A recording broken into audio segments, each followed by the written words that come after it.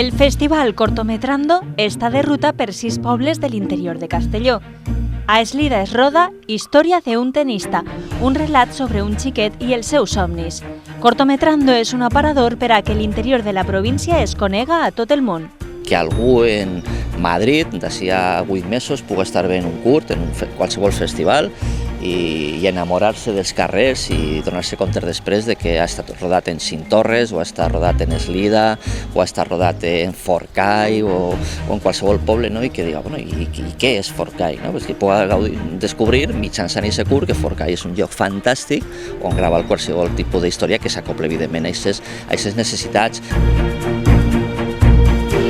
La verdad que grabar aquí en Eslida está bastante bien.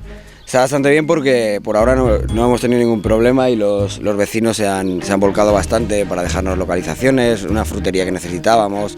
Han venido 4 niños del pueblo también a grabar en la pista de tenis que necesitamos para el momento de las pruebas y tal.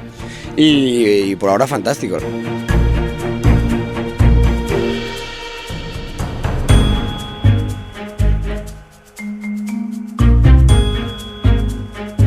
També a Villahermosa del Río estan contents perquè així es roda Alma, una història sobre una xica amb un món interior molt especial.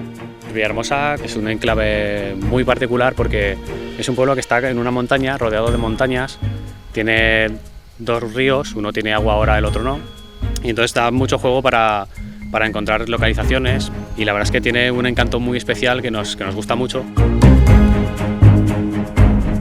Cortometrando seguirà tot l'estiu rodant 6 curts a 6 pobles. A l'octubre l'estrena.